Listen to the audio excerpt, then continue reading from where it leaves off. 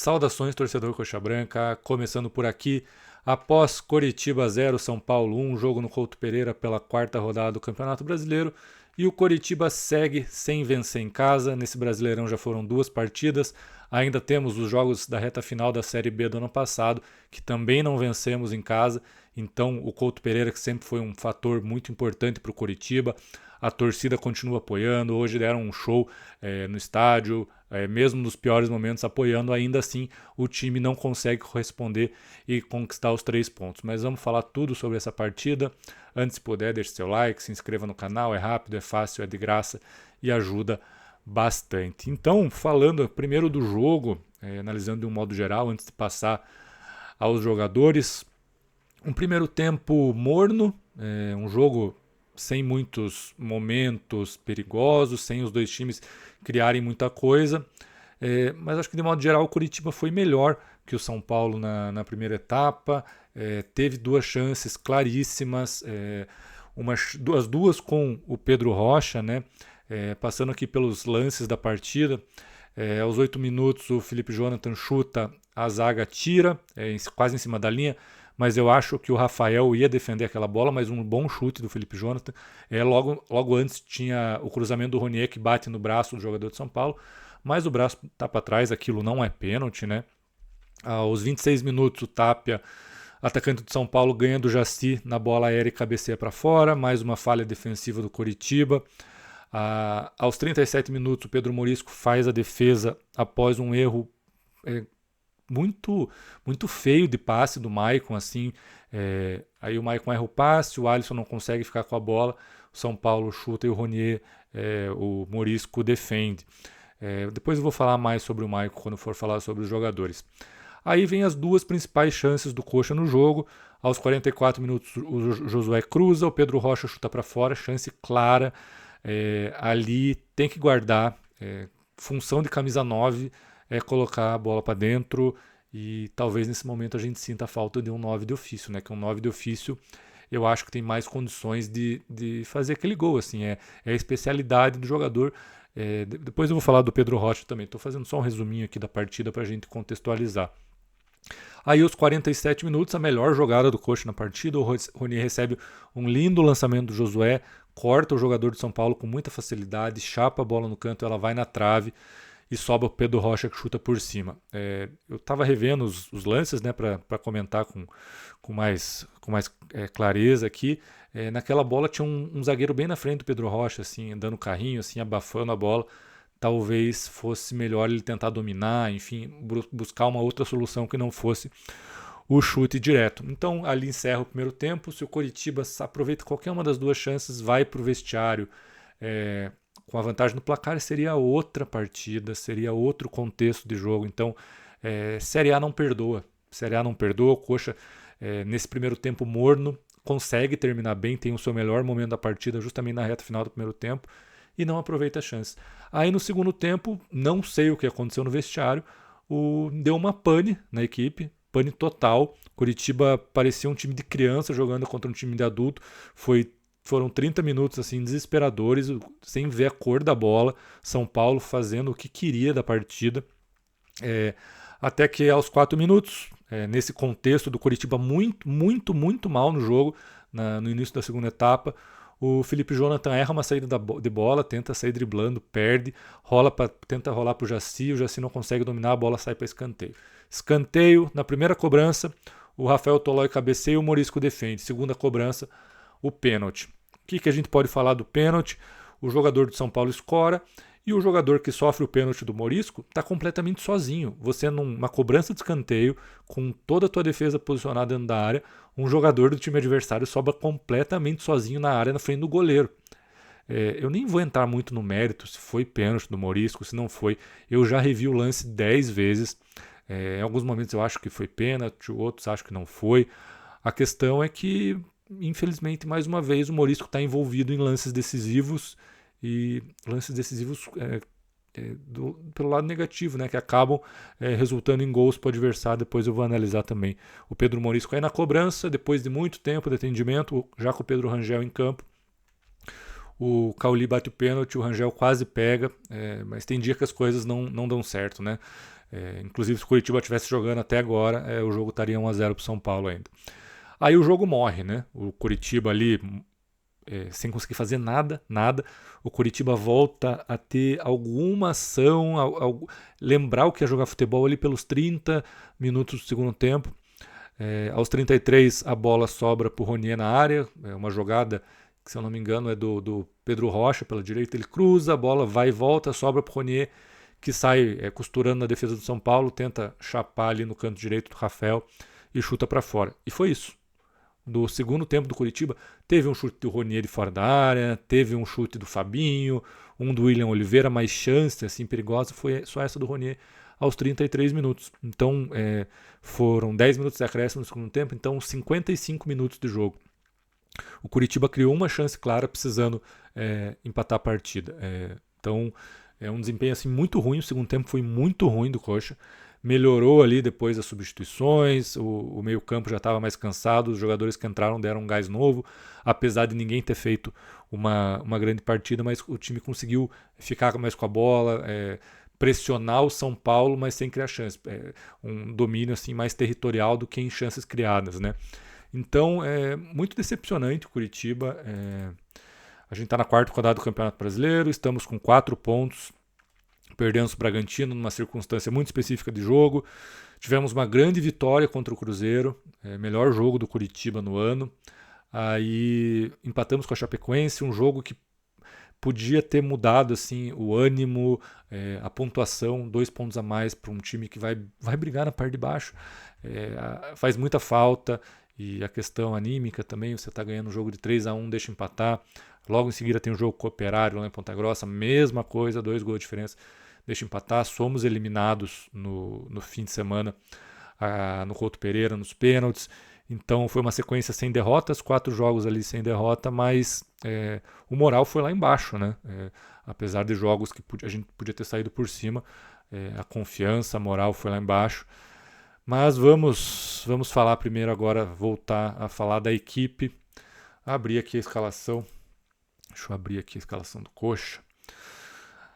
Finalmente, Fernando Seabra, que eu acho que não é o principal culpado do que está acontecendo com o Curitiba nesse começo de ano, muitos vacilos, mas eu acredito a qualidade técnica individual mesmo. Os lances que estão acontecendo, os problemas que o Curitiba tem, óbvio que o Seabra tem participação, mas o Curitiba está pagando pela Tricorp não ter investido. Contratou jogadores ofensivos que estão dando resultado, apesar de hoje não terem feito gols. De modo geral, eles estão entregando, Pedro Rocha está entregando, o Breno Lopes está entregando, o Lavega está fazendo o que até mais do que a gente esperava dele nesse começo de ano. Mas assim, do meio para trás é desastroso o Curitiba. E hoje ele consertou 2 erros, voltando ao Seabra, ele consertou 2 erros que ninguém consegue explicar muito bem do jogo contra o Operário. Entrou o Jaci no lugar do Thiago Santos, espero que entre para nunca mais sair, e o Thiago Santos para nunca mais entrar. E no meio campo entrou o Alisson no lugar do William Oliveira. Demorou para o William Oliveira sair da equipe e saiu, espero que não volte mais também. Então o time começou com Morisco, Tinga, Maicon, Jaci e Felipe Jonathan. Bruno Melo teve uma lesão, ficou de fora, notícia de última hora. O Alisson e Vini Paulista, mais uma mudança também muito importante. Eu falei no pré-jogo, o Curitiba precisava ter um meio-campo mais forte. É muito legal a coragem do Seabra em montar equipes mais ofensivas, com o Lavega eventualmente ali fazendo o segundo volante, mas isso acaba sobrecarregando a zaga, que já não está bem. E se você deixar ela sobrecarregada, em algum momento vai acontecer o erro. Os erros estão acontecendo e se você deixar a zaga exposta, vai acontecer com mais frequência. Então entrou o Vini, Josué, nosso armador, na frente Lucas Ronier, Breno Lopes e Pedro Rocha. Entraram no primeiro tempo entrou o JP Sherman no lugar do Tinga, que saiu machucado. Pedro Rangel entrou no lugar do Pedro Morisco, William Oliveira no lugar do Alisson, Fabinho no lugar do Josué e Lavega no lugar do Vini Paulista. Então vamos à análise individual de cada jogador, começando pelo Morisco, que talvez seja a análise mais polêmica, né? Eu sempre gosto de olhar redes sociais, Instagram do Coxa, ver os comentários de todo mundo para sentir um pouquinho como que está a temperatura em relação aos jogadores. E em relação ao Morisco está muito dividido, assim. Acho que todo mundo é fã do Morisco, né? Reconhece a qualidade dele, o que ele fez ano passado e o talento que ele tem. Tudo isso não invalida que está acontecendo alguma coisa com ele, assim. Ele faz jogos seguros, as bolas que vão no gol ele defende com tranquilidade, a segurança, mas em determinado momento, um lance específico acontece alguma bobeira. Um lance e sempre está dando ruim. Sempre que ele erra tem uma consequência grave. Foi assim contra o Bragantino, contra o Cruzeiro não aconteceu. Aí contra a Chapecoense aconteceu que ele erra a saída de bola. Teve o chute contra o Operário no segundo gol lá em Ponta Grossa, que era uma bola defensável, apesar de muito forte. Aí tem o jogo de volta no Couto Pereira, que ele não falha em nenhum momento, mas não defende nenhum pênalti. Eu acho até um pouco de crueldade culpar o goleiro por isso, porque o goleiro, frente ao batedor, ele está em muita desvantagem, né? Mas além de não defender, ele praticamente não acertou nenhum canto. E isso vai se somando e no jogo de hoje, novamente, fazendo um bom primeiro tempo, muito seguro, o que a gente está acostumado a ver. Aí um lance, tudo vai a perder, assim, fugindo do mérito, se foi pênalti ou não, e também dando a colher de chá para o Morisco, que o posicionamento da zaga foi ridículo, deixando um jogador sozinho, ele acaba errando a bola ali. E goleiro, quando erra, o time é punido, né? Aí tomamos o gol, ele foi substituído, vamos ver a gravidade da lesão dele. Pelo que eu vi ali no lance, não estou muito esperançoso que seja algo simples, que para goleiro sair e o Morisco, que é um cara que sempre quer estar em campo, para precisar ser substituído num jogo tão importante, é porque imagino que o negócio não tenha sido tão bonito assim. E temos o jogo contra o Corinthians, eu vou até abrir aqui. Depois eu vejo a data do Corinthians. O jogo do Corinthians é só, acho que é dia 11 de março, se não me falha a memória. Tem tempo, mas se for algo mais grave, não vai recuperar. Vamos torcer para que não tenha sido uma fratura, que não tenha sido algo mais grave, que senão a gente vai perder o Morisco por mais tempo, apesar desse começo de ano dele muito turbulento. Ele é o melhor goleiro que o Curitiba tem. Aí no lugar dele entrou o Pedro Rangel, quase pegou o pênalti, frio no jogo. Depois foi bem, fez uma boa defesa numa bola que o Caleri cruza, e eu não lembro quem chutou essa bola, mas uma bola no meio do gol, ele foi seguro, teve que participar bastante com a bola no pé, teve segurança. O Rangel é um bom goleiro, né? Isso é um fato. Então, ainda assim espero que o Morisco não seja algo grave, que ele possa voltar rapidamente e voltar à forma dele, que eu acho que tudo que acontece com o Morisco envolve confiança. Aquele jogo contra o Bragantino criou um efeito cascata ali que a gente tá vendo até o momento. Então vamos aguardar em relação a isso. Na lateral direita entrou o Tinga. O Tinga estava fazendo um jogo ok, um jogo feijão com arroz, que o Tinga geralmente faz. Entrou o JP Sherman, que o Tinga se machucou. O Sherman não tem nada que eu me lembro que tenha comprometido muito, mas também, como eu costumo dizer, todo mundo que está na defesa ali dá para criticar, porque o Curitiba vacilou algumas vezes, mas dá para ver que ele é muito mais ofensivo do que o Tinga. É um jogador que tem essa característica de aparecer, de dar opção, então vai ser útil ao longo do ano. Aí vamos ao outro jogador que eu estou assim bastante preocupado, mas para mim, do que eu imaginava que fosse acontecer, não está sendo nenhuma surpresa. O Maicon, cada jogo que passa, por mais que ele não cometa erros graves, erros que resultem em gol, eu não confio nele. Assim.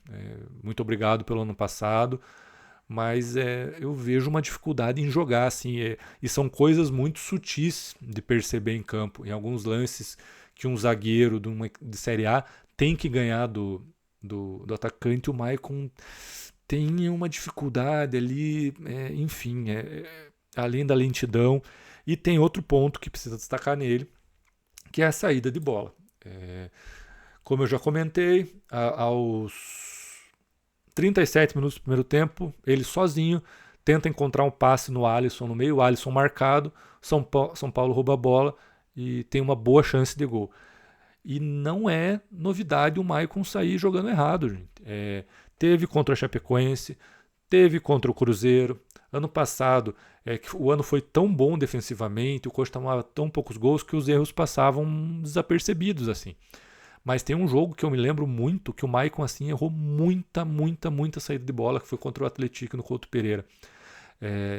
A gente deu sorte até agora que nenhum erro desses lances dele sair na defesa resultaram em gol, porque são situações em que você tá com o teu último zagueiro, sai jogando, você perde a bola, a probabilidade de sair gol é muito alta. Ele tá dando sorte que a bola do adversário não tá entrando.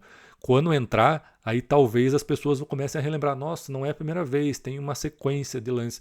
Então, além de defensivamente eu achar que ele compromete e vai comprometer mais, infelizmente, a saída de bola dele não tá boa. Isso é muito ruim, assim. Então, é isso sobre o Maicon. O Jaci, acho que essa atuação do Jaci hoje, ele foi bem no jogo. Bem, teve ali uma falhazinha, aquele lance que eu citei do Tapia aos 26 do primeiro tempo, que o Tapia ganha dele de cabeça. Mas no restante, assim, uma atuação que é para pegar e esfregar na cara do Fernando Seabra. Tipo, o Jaci pegar essa atuação e falar, Seabra, por que você não estava me escalando? Você estava me deixando no banco do Thiago Santos, você estava me deixando no banco do Maicon, que não vem bem. Entendo a liderança do Maicon, mas é uma posição assim que não tem discussão, gente. O Jaci é titular absoluto do Curitiba, ele é forte, ele é rápido, ele briga muito, ele chega forte no adversário, deve ser ruim jogar contra o Jaci. Então, a nossa zaga tem que ser Jaci e Thiago Kozler, não tem a mínima discussão, tem que ser esses dois e todo mundo rezar para nenhum dos dois se machucar nem ficar suspenso. Esse é o ponto. Ou os dois não se machucam nunca, ficam suspensos nunca, ou a gente vai ter problema na zaga, ou a gente vai ter que contratar. E alguém tem esperança que a Tricorp vai contratar um zagueiro? Eu não tenho nenhuma. Então, Jaci muito bem no jogo, talvez o melhor. Eu ficaria na dúvida entre ele e o Ronier, tá? O Ronier, para mim, ele está muito acima do restante, mas depois eu vou falar sobre ele. Felipe Jonathan começou bem o jogo, participativo, e daí a gente vê o que é um lateral ofensivo com características de chegar mais à frente, muda completamente os padrões da equipe. Curitiba tinha escape pela esquerda, ele aparecia, teve aquela chance, um chute muito bom dele, que a zaga tira praticamente em cima da linha, que eu falei que o Rafael provavelmente ia pegar. Então ele começa muito bem o primeiro tempo, começa a cair um pouquinho de produção, aparecer menos, mas sem comprometer. Aí erra no começo da segunda etapa, vai sair jogando, perde a bola, sai o gol na cobrança de escanteio. Então teve uma participação decisiva num lance capital da partida. Mas críticas a isso, custou nossa vitória, ao erro dele e ao erro de mais muita gente, ao erro do miolo da zaga que deixa o jogador sozinho, ao erro do Morisco que acaba cometendo pênalti. Mas o Felipe João acho que vai ser útil ao longo da temporada ao Coritiba. Aí vamos ao Alisson, mais um que pode esfregar na cara do Fernando Seabra por que não estava sendo utilizado. O Alisson tem a questão das lesões, né? Mas assim é outro patamar de jogador em relação ao William Oliveira. Isso que o Alisson não é um craque. O Alisson está longe de ser um jogador espetacular, um jogador que se fizer uma Série A ótima vai chover clube da parte que está disputando a parte de cima da tabela querendo contratar ele. Não é o caso. Só que o que ele mostra e que não sendo esse craque já é o suficiente para ele ser infinitamente melhor do que o William Oliveira. Ele é mais combativo, ele briga mais, ele dá mais porrada no adversário, consequentemente toma mais cartão também. E ele tem uma saída de bola muito melhor. Ele, até por em boa parte da carreira ter jogado de forma mais ofensiva, ele sabe o que fazer com a bola. E isso ajuda muito a equipe. Eu estava criticando tanto o William Oliveira, que além de marcar mal, ele não dava opção ofensiva, não quebrava a linha de passe, linha de marcação. O Alisson faz isso. Então é titular absoluto do Coritiba. Espero que não se machuque mais, porque a gente sabe que não vai contratar ninguém para a posição, apesar de ser necessário. Então, já que não vai contratar ninguém, então colocar plástico bolha no Alisson para ele não se machucar, para ele continuar inteiro e para ele ser nosso titular na temporada inteira. Vini Paulista, primeiro tempo bom. Tudo que eu estou analisando aqui é basicamente primeiro tempo, tá? Vou falando de lances específicos no segundo tempo, mas os elogios, tudo que eu estou falando é em relação ao primeiro tempo. No segundo tempo, pouca gente se destacou. Vini Paulista bem, gosto muito do futebol dele, falo isso com frequência. Marca, ele é um jogador de conduzir a bola, um volante, segundo volante que sabe chegar no ataque, sabe da opção, sabe dar passe. Ele só não é titular do Coritiba porque tem o Sebastião Gomes, né? Mas em determinados momentos, determinadas circunstâncias de partida, o Vini acrescenta ofensivamente até mais que o Sebastião. Eu sei que vai ter gente que vai ficar maluca comigo falando isso, mas determinados cenários de jogo ali, o Vini ajuda mais que o Sebastião Gomes, apesar de eu achar que o Sebastião Gomes é titular absoluto do Coritiba e está fazendo muita falta. Aí vamos a outra posição polêmica, que é o Josué. O Josué fez um jogo péssimo hoje. Péssimo. Eu já vou entrar nos dois lances que saíram da curva em relação à atuação péssima dele. Lento, velocidade de raciocínio lenta, dominava a bola, já tinha jogador do São Paulo chegando, não conseguia, um jogo meio embolado, sabe? Não conseguia fazer fluir o jogo. É complicado falar isso, eu posso me arrepender, posso ser lembrado no futuro, mas a impressão minha é que o Josué sentiu essa Série A, assim, sabe? É outra pegada, ele não tem aquele espaço que ele tinha na Série B, até porque na Série B ele estava o jogo inteiro buscando a bola no pé do zagueiro, então ele tinha muito espaço para jogar. Eu já cansei de mostrar aqui, quem acompanha os vídeos, eu mostrava o mapa de calor dele na Série B, era o campo inteiro, tirando as duas áreas, né? Tirando as duas áreas, ele estava pisando em todo o espaço possível. Agora, esse ano, que ele não precisa buscar tanto jogo, e quando você passa do meio campo, o raciocínio tem que ser muito rápido. O domínio tem que ser perfeito, você já tem que proteger do marcador que vai estar grudado em você, dar um passe rápido. E eu acho que ele não pegou esse timing da Série A ainda. Tem qualidade, mas esse começo assim é bem, bem preocupante do Josué, assim, sabe? E também levando em conta que o nosso melhor jogo na competição foi sem ele em campo, que foi contra o Cruzeiro. O Seabra armou uma outra equipe ali e deu muito certo. Ficou uma equipe mais veloz, jogou a maior parte do tempo jogou o Ronier no meio, e o Ronier tem essa dinâmica, né? Recebeu, já gira, tem a velocidade de raciocínio, tem a velocidade de velocidade mesmo, de corrida, de arranque, algo que tá faltando no Josué. Tem que dar um clique ali nele para ele se ligar que está jogando uma competição diferente, né? Mas a qualidade técnica ele tem. Então, todas essas críticas ao Josué, e temos que ser justos que as duas melhores chances do Coritiba foi ele que originou. A primeira delas, ele surge sozinho no lado esquerdo e acha o Pedro Rocha sozinho na área. Ali o Pedro Rocha tinha que ter guardado, como eu comentei lá atrás, perdeu o gol. Era uma bola difícil dele cruzar, só tinha o Pedro Rocha na área, acho que tinha 4, 5 jogadores do São Paulo, e ele acha o nosso centroavante, né? O nosso centroavante ali na área, e o Pedro Rocha desperdiça, mas só acha aquela bola quem tem qualidade. Então, apesar de todas as críticas ao Josué, ele tem qualidade. E logo em seguida, ele acha um lançamento espetacular para o Ronier. Ele deixa o Ronier sozinho contra o marcador, e um jogador com a qualidade do Ronier sendo deixado sozinho com o marcador, ele vai passar. Ele vai passar. Em 99% das vezes, ele vai conseguir driblar o marcador. Então, você ter um jogador que consiga fazer aquele lançamento em arco que o Josué fez encontrando o Ronier é muito útil para a equipe. A gente precisa mais disso. E o principal ponto de crítica é a dinâmica no meio campo. Tem que ser mais rápido, tem que ter um raciocínio mais rápido, soltar a bola mais rápido, tá mais esperto. Tem que estar mais esperto. E aí no ataque vamos ao Lucas Ronier. O Ronier é nosso melhor jogador no campeonato até agora, né? Contra o Bragantino ele era a válvula de escape, o time praticamente não atacava, mas toda a bola que atacava era o Ronier, que dava um calor na defesa do Bragantino mesmo com a menos.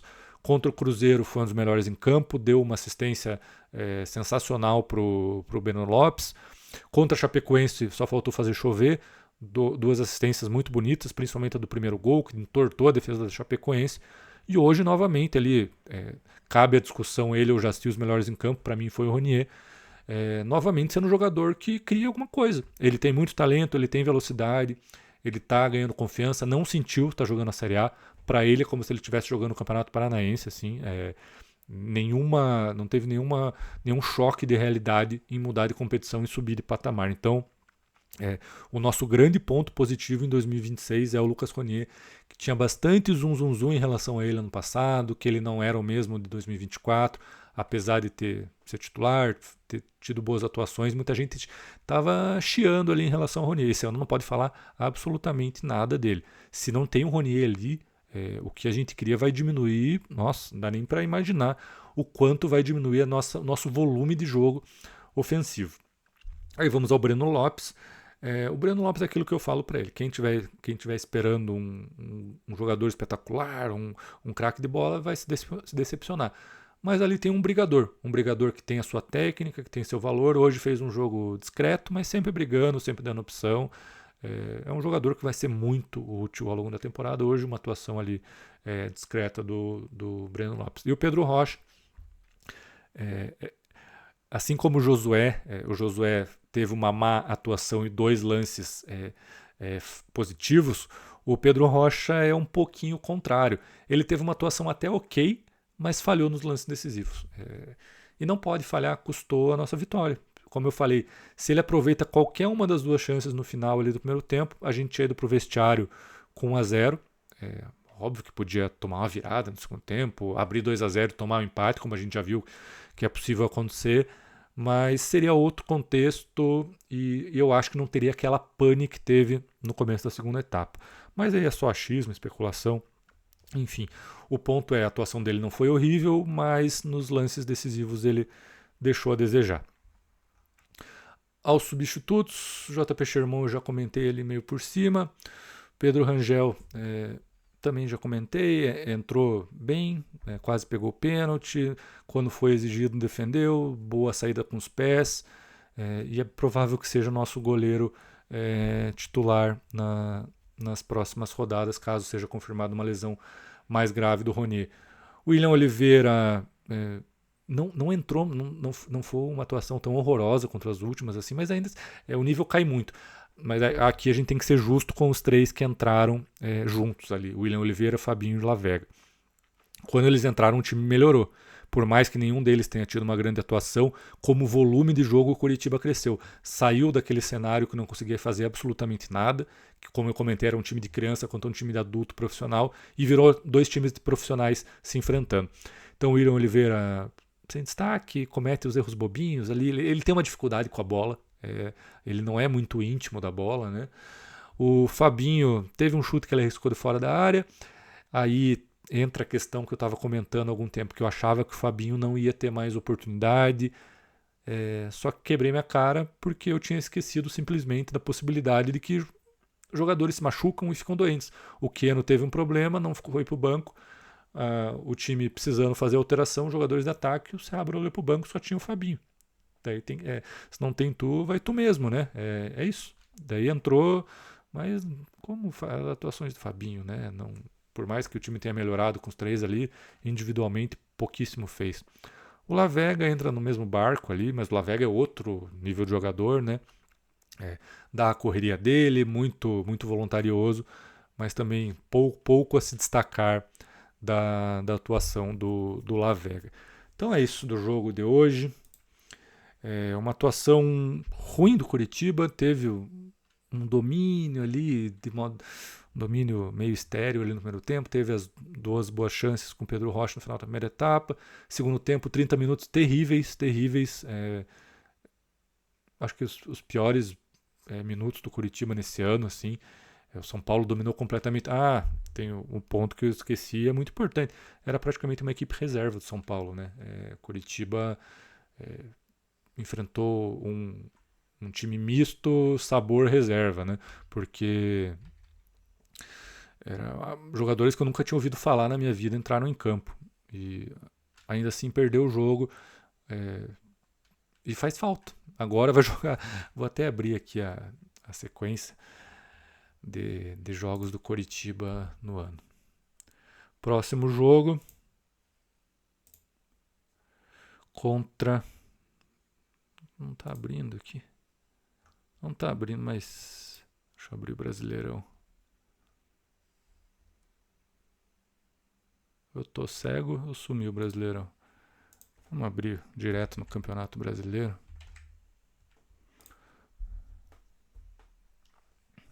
Partidas da rodada 5. Corinthians e Curitiba, dia 11 de março. Vamos ver que dia que cai dia 11 de março. Cai numa quarta-feira, 9h30 da noite, contra o Corinthians na Neoquímica Arena. Jogo da TV, provavelmente, jogo da TV aberta. Só que aí tem um pequeno detalhe, que o Curitiba nunca ganhou na Neoquímica Arena, né? Então, esse é o problema, né? Você tem uma boa chance contra o São Paulo, vem o time reserva, e a gente não aproveita. E Campeonato Brasileiro não dá sossego. Você desperdiça uma chance dessa. No jogo seguinte é o Corinthians. Então, ele vai ter que achar ponto lá. Enfim. Então, só resumindo do Curitiba, uma atuação como eu já comentei.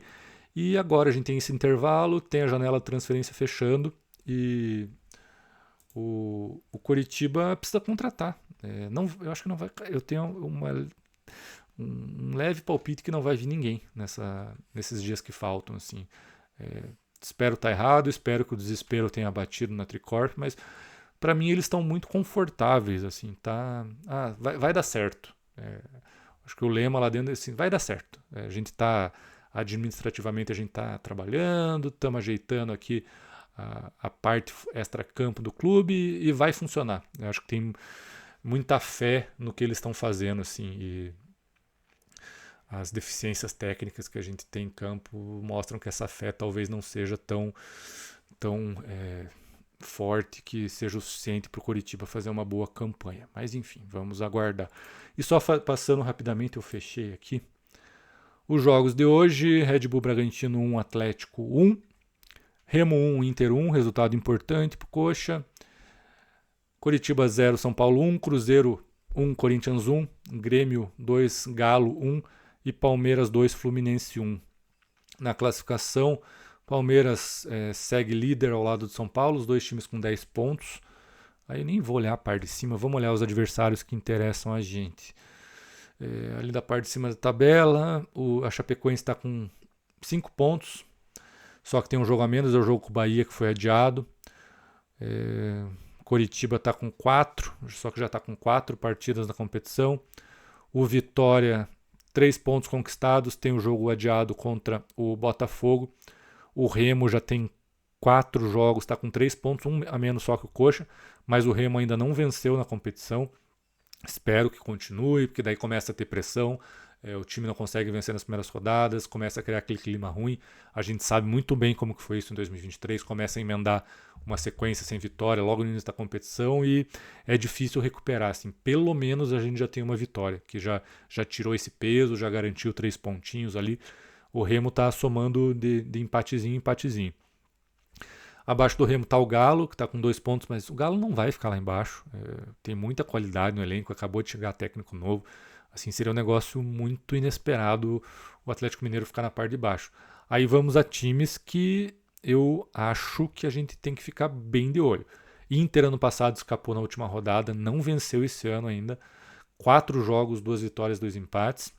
O Cruzeiro, que assim como o Galo não vai ficar lá embaixo, eu nem li as notícias nos últimos minutos para ver, capaz do Tite até ter sido demitido e eu nem tá sabendo, mas se não foi demitido ainda vai ser demitido num futuro próximo. Mas o Cruzeiro tem muita qualidade, muito investimento, é só chegar um treinador novo que vai disparar aí na classificação. Aí temos 2 times que nos interessam bem, Vasco e Santos, os dois com 1 ponto, as 2 equipes com 2 derrotas e 1 empate, e a curiosidade é que as 2 jogam amanhã, 19 horas na Vila Belmiro, o jogo para ficar bem atento. Um empatezinho seria muito bem-vindo nesse confronto entre Santos e Vasco amanhã. Então, assistir esse jogo, torcer por aquele 0-0 chato e segurar as 2 equipes lá embaixo na tabela. Então é isso, gente. Mais um jogo de frustração. Agora temos um grande intervalo até o jogo contra o Corinthians. Como não vão vir contratações, né? Espero queimar a língua, mas acho que não vir contratações, que o Seabra use esses dias sem partidas para acertar a equipe, resolver os problemas que a gente tem, principalmente os defensivos, escalar os jogadores que devem ser escalados. Hoje ele já escalou Jaci e o Alisson, e os dois mostraram que são titulares, não vão mais sair da equipe, esperamos, né? E que o Coser volte logo e faça a zaga com o Jaci, e torcer para que o Morisco não tenha tido uma lesão grave, apesar desse momento de turbulência dele. Ele é o nosso melhor goleiro e vai recuperar em algum momento a confiança, parar de sempre estar envolvido em lances decisivos, né? Porque eu acho que isso é um pouco de fase também. Tá bom, gente? Então é isso, valeu, até a próxima.